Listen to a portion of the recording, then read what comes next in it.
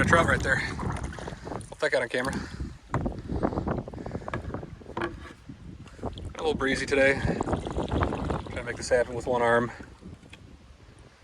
Hold the camera with one arm, try to steer the canoe with the other. It's not bad, I just don't have any ballast in the... All right, it's Tuesday night, 9:30 p.m. Just cutting out of work. Do 2 nights up the Manistee River.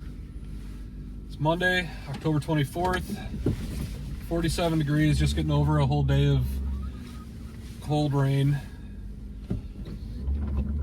And we'll be heading up to the Manistee River for a canoe trip with my dad, call him Pappy. And first night I'll be spending hopefully somewhere off the 2-track road that runs on the other side of the river. It's kind of the only road that runs the length of the Manistee. And then in the morning my dad will be driving up. Now I work afternoons, so I am not about to wake up at 6:30 in the morning and hit the road. That's the middle of the night for me. It's not going to happen. So I'm going to drive up tonight, which I already left work about 2 hours before I usually do.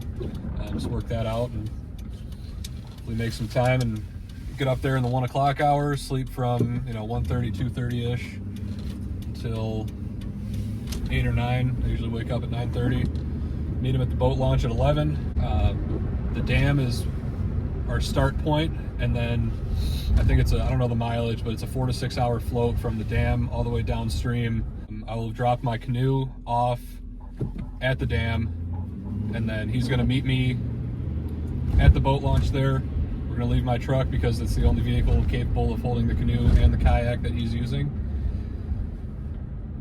And then I'm going to shuttle back up to, I'm going to pick up at the dam, and then that'll be that. I don't think I explained that very clearly, but it'll hopefully make some sense tomorrow. Okay, it's 2:06 a.m. Just crawled into the back of the truck here. I parked at an access point that's kind of near the dam that I've used a couple times when I go fishing. People tend to park here during the day. Not a whole lot of overnighters, so I'm not really too worried. Plus, it's public enough to where if something happened and I needed to get somebody's attention, I'm not too far in the boonies. So really, I'm not worried about Consumers Energy coming down here kicking me out. I've got this little clip-on light. It's plenty enough for when I do overnights back here. Got my little space heater going. That does not run all night. That just runs for maybe 10-20 minutes while it shakes the cold off back here. Thermometer on the truck dash. So going to do a cold snap in Michigan here probably the last couple days over the past weekend. So apparently a lot of people who do this with a heater, my first time doing this, will take the heater, run it before they go to sleep, and then when they wake up in the morning, either fire up the truck, hop in the cab, or just run the heater from the bed and just kind of warm the space up before they, uncover themselves and get going for the day. I've got 2 blankets on me right now. That should be enough. If not, I've got a sleeping bag, I've got overalls, I've got all my cold weather gear, so I'll add it on if I need to. So see how things look in the morning. All right, it's the morning. Not sure what the temperature is outside, probably down in the 30s, high 30s, if not low 40s. Didn't sleep that great, but lessons for next time. Tonight I'll be able to set things up a little easier. See out the windows here a little bit. It's pretty foggy, but fall in northern Michigan. I got my heater going just to take the edge off the cold. So I'll be getting up and dropping off my boat and heading down, dropping off my boat here, and then heading down to the Red Bridge to meet my dad, to drop this truck off, then come back up here, grab everything, and start floating down the river. Having a look at my site here. So this is a little pull-off from the road that runs along the Manistee River. Down here is the Hodenpyl Dam.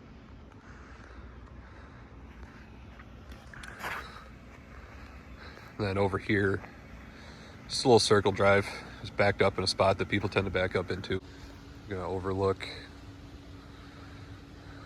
the river here. If you're familiar with northern Michigan, you've probably seen this bridge in a lot of pictures. This is the official portage at the Hodenpyl Dam. There's a nice little spot over there. I'm gonna leave my canoe, leave a little note on it. It's like 18 feet long, so unless you've really got the equipment ready to go, it's not going anywhere. I mean, I got to do a lot of work just to keep it secure on here. There's no way everyone's just gonna walk away with it. So I'll leave it here with a little note. You got Consumers Energy over there, a couple dudes working today. So I'm gonna drop it off here. It looks like a little bit of a walkway down to the water, but if it's a portage, it shouldn't be too bad. So I came up on this 2-track driving the length of the river. What scares me is that it exists on such a sheer drop. What else scares me is that it disappears halfway up. Nobody has made it. That's concerning. Just made it down to the Red Bridge access area. There's a couple campsites here. I'm not sure if they're open this time of year. It says by reservation only from Memorial Day to Labor Day, but there's fresh trash and all these fire pits. It's Breakfast of Champions, cheese Danish and Mountain Dew. If you know me, you know what a crippling habit that is. But I am who I am. If you're not familiar with that, that is a siren. And if you've ever seen a dam, I'm not sure what the term is, like if it's over capacity or the dam pond has too much water, there's a spillway that they'll release the water through. And it's an incredibly eerie siren. It's meant to get your attention and make you uncomfortable. But that's the signal for there's going to be water spilling down the river at an incredible rate of speed. Get out of the water if you're in it and seek higher ground immediately. So if you've never seen that, it's worth looking up. Definitely might save somebody's life. It's noon. We made it back to the dam. Back to boat launch. Picked me up. Got his kayak. We're gonna drop down the portage, and the sign says 3.5 hours. Internet said 4 to 6. Let's see what happens. We got the one and only Brian Hansowitz here. Tell us how it's gonna go. One and only. The one and only. We're off on another river adventure, Whitewater Rapids, stage 5, which is the tough stuff, and a couple waterfalls, but they're manageable. So we'll see you at the end of the video. And as we see this, and what have we done to this Walmart 12-foot sit-atop flat water kayak to make it ready for Class 5 rapids? We got a nice old man chair in the back, and here up front, and we're ready to go. Well, clearly this is a case more of operator experience. True. You know, it's true. You can only do so much with the equipment. It's the car, and then there's the driver. So you know, plenty of people can drive a fast car. Few people can drive a car fast. I could not have said it better myself. Well, there you have it, folks. All right. Call me over-prepared. Call me alive. I've flipped over in freezing water before, doing things I probably shouldn't have been doing. But since I've been there and done that, I got my life vest. I got my back there. Yeah. I don't want to end up in the hospital again. Different story. I got this fly fishing bag replacing my vest. It's got a pouch in the front for my fishing gear, and then in the back I have like all the day gear. I would just bring in a regular backpack anyways. So I just brought that along. I have my fly gear out for a bit. The things I like to keep in here, I got a knife in this pouch if I get tangled up in anything. And then in here I've got a dry bag tucked in, and then I've got my whistle. So if you ever went to Boy Scouts, you know, you hear 3 whistle blasts, 3 seconds long, 10 seconds apart. It means somebody's in trouble. So don't know how often that's taught nowadays, but besides my own voice, that's pretty much the only way I get somebody's attention. And then I got my first aid bag just clipped onto my belt here. I keep this in my truck. Really just like to have my stuff on my person. My worst case is that if I flip over and the canoe breaks and disintegrates, or it gets tangled up somewhere I can't get to it, then all my gear is gone. But if I have it on my person, I'm all right. I've unfortunately been there and done that. There's the portage. Comes down here. Got the canoe ready to go. Got the kayak. We got a couple fly fishing guys out here today. Not as popular as the Tippy Dam. This is the second dam up. So you get all the native trout, nothing running in from the lakes. Nobody shoulder to shoulder with brass knuckles and pocket knives. But got a couple rocks. My river app shows that it's flowing at 1,000 cubic feet per minute. and that there's a sensor, I think, somewhere around there. That's the USGS flow meter, which is always going to flow pretty quick out of the dam, and then after you get down to a couple bends, it's not so bad. So it'll be moving a little bit, and then we'll have a nice easy paddle. Sun's come out, it's about 55 degrees now. Got a paddle and a backup paddle, a fly rod, and got all my rest of the stuff on my person. Sit in the stern and just enjoy the ride.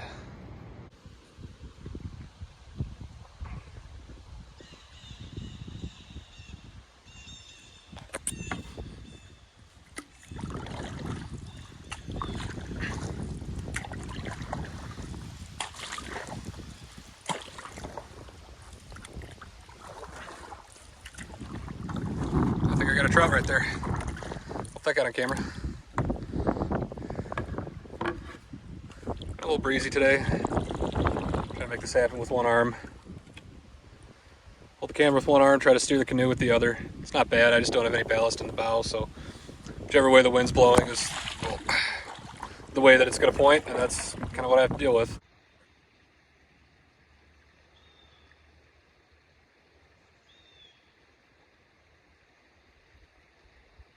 We just stopped for lunch here. We're about like 45 minutes in, right? We took off about 12:30. All right. We're still getting some of the power lines from Consumers Energy. So there's a couple of these that are just south of the dam, and then it goes into a pretty wooded stretch for a while. So it's kind of my mile marker, more or less. My GPS isn't really doing much on my phone. A lot of fly fishermen out today. I saw about 5 or 6 of them so far down there, and a couple more down at the boat launch where I was. But nice spot to just take a load off and have lunch.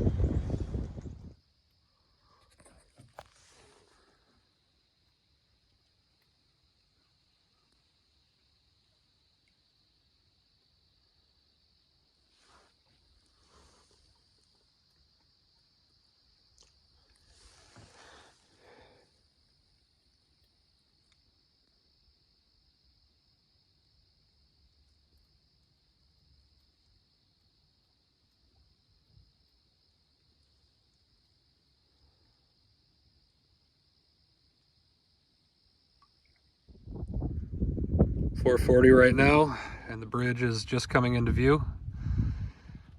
And it's chilly when the sun goes down, I'll tell you that. Probably got another hour of decent daylight left. Glad we made it in time. We're so close now to the Tippy Dam that we've been doing a lot of paddling just to keep ourselves going, probably the last mile or so. Just because the water is so still around here. I feel like I'm standing still compared to what we were doing earlier. Couldn't really get any moving shots because I just dropped my phone in another river last week. So I'm not really going to take any chances with fast moving water. But here we are now coming up to the Red Bridge. And should be on the boat launch in just a few minutes here.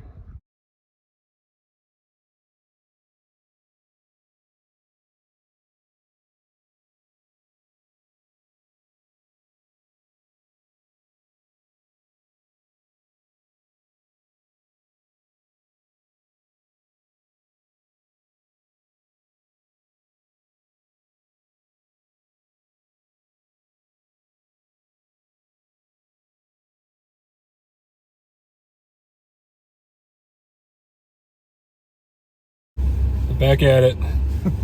Just got a 6-pack of Labatt, some smokes, some firewood from the motel here, the Mesick Motel Hair Care and Tire Center. I'm gonna drive back to our spot tonight.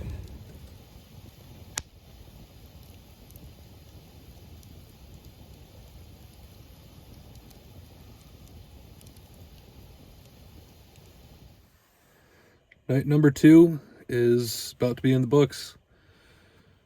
Got not 1 but 2 blankets, and my down bag, top of this bed. So should be a good night. The only thing I'm really trying to get used to is, I did this on my last trip, my air mattress is actually a little taller. It's just how close this is to my head, and I know they make caps that flare up higher in the back or there's a bigger dome on top, but with my canoe and the way it loads, it's just not going to happen. So I'd rather sacrifice this height so that I can put things on my roof, but it's kind of a compromise. Past that, the only thing I don't like is the glass here. Got to do something about that. I put I forget the name of it, but it's that silver insulation stuff that goes on. Hopefully I can get that on there, and then maybe put a shade on the back once I get that tinted. So I just don't like the idea of waking up and somebody knocking on the window or some crap like that. I don't like that.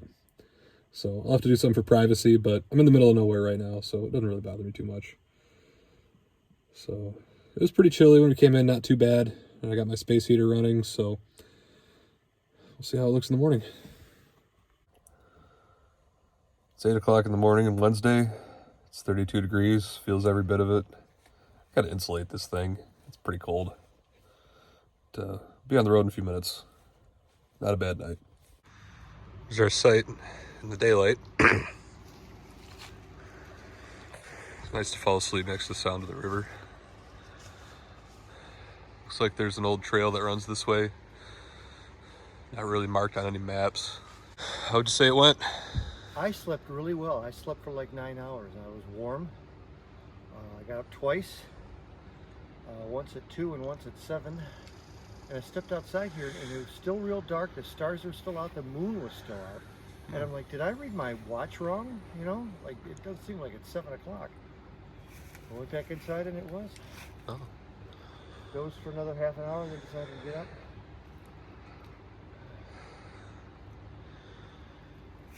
Nice place. Yeah. It's also every bit of 33 degrees right now. So It's my chilly. truck is running. I'm gonna jump in the cab as fast as I can because the heat's running. And the best part is that I don't have any takedown whatsoever. None of this, oh, I gotta take the tent down, oh, I gotta do all that, none of that. Yeah.